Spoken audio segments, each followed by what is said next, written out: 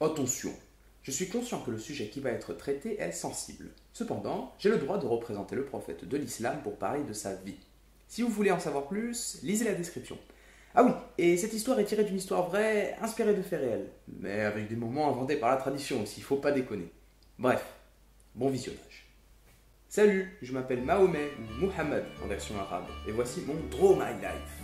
Je suis né en 571 à la Mecque, en Arabie Saoudite. Non, c'était plus... Comme ça, voilà. Et ouais, difficile à croire, mais à l'époque, c'était bien plus tolérant qu'aujourd'hui. Il y avait même des colonies juives ou chrétiennes qui cohabitaient avec des polythéistes. La Mecque de l'époque était une vraie cité marchande, avec un conseil municipal dirigé par de riches commerçants répartis en clans. Le mien, c'est le petit là, celui des Hachimites. J'ai eu une enfance assez compliquée.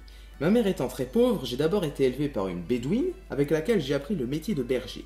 La légende raconte que deux anges seraient un jour venus ouvrir ma poitrine pour m'enlever tout ce que j'avais de mauvais. Peu après, j'ai grandi chez mon grand-père, puis chez mon oncle, qui m'a emmené voir un moine devin nommé Bahira. Il était sympa, il avait une très grande barbe blanche, et il a prédit que j'aurais un grand destin. Faut croire qu'il avait raison, parce que moins de 20 ans plus tard, alors que je méditais une nuit dans une caverne, un ange est venu pour me faire lire un parchemin même si j'étais illettré. Et bah wallah, il a réussi. En fait, ce parchemin, c'était un message de Dieu qui s'était dit qu'il fallait faire une petite mise à jour au niveau de la religion. J'ai commencé à expliquer à mes potes ce qui allait plus tard devenir le Coran, mais quand j'ai voulu en parler aux Qurayshites, les big boss de la Mecque, ils ont commencé à nous persécuter, à nous humilier alors qu'on faisait la prière dans notre coin. Mais plus tard, je me suis mis à déprimer. Ma femme et mon oncle venaient de mourir, donc ça la foutait pas très bien. J'ai commencé à douter, mais un soir, j'ai rêvé que j'explorais Jérusalem puis le paradis sur le dos d'un sphinx appelé Bourak. Ouais, on fait pas les choses à moitié ici. J'ai croisé tous les poteaux, Jésus, Moïse, jusqu'à Dieu.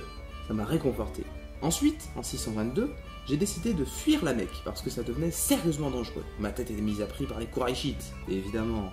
Avec mes meilleurs potes, comme Abou Bakr, on a voyagé 7 jours dans le désert vers la ville de Yathrib, où j'avais déjà des centaines d'alliés. C'est ce qu'on appelle l'Égir. Plus tard, Yathrib s'est renommé Médine, qui veut dire « ville du prophète » en arabe. Et ouais, je pèse. Là-bas, j'ai consolidé la toute jeune alliance musulmane en devenant ami avec les juifs et les chrétiens. Je leur ai assuré liberté de culte et protection, alors qu'ils étaient minoritaires. Mais il fallait reprendre le contrôle de la Mecque et de la Kaaba. Vous savez, ce grand cube noir. Bah ouais, avant d'être un entrepôt d'idoles, c'était un temple construit par mon collègue Adam. C'est pour ça qu'avec ma plus ou moins grande armée, on a fait plusieurs batailles contre, devinez qui? Les Qurayshites, bien joué! On a gagné celle de Badr, par exemple, qui n'a franchement pas été super violente. 84 morts en tout pour 1300 soldats. Il y a même eu des concours de poésie et des joutes oratoires, des rap contenders quoi, entre les deux camps après la bataille. On en a perdu aussi, comme à Uhud. Finalement, en 630, j'ai réussi, en interdisant les combats, à reprendre la Mecque. Forcément, avec 10 000 musulmans derrière moi, ça a impressionné les Qurayshites qui, bizarrement, sont tous venus me voir après pour s'excuser. J'ai pardonné à presque tout le monde, il y en a qui craignaient vraiment, même à ceux qui m'ont humilié. Mais 2 ans plus tard, à 60 ans, la maladie m'emporte dans mon lit à Médine, sans héritier mâle. Du coup, imaginez le bordel pour ma succession. Du haut de mon nuage, j'ai pu voir plein de choses. Un califat puissant et cosmopolite, avec plein de savants et de poètes, mais aussi des abrutis qui croient me venger en butant des gens désarmés. Les gars, je vous ai dit que j'ai pardonné même à mes pires ennemis, alors, s'il vous plaît, arrêtez ce que vous faites.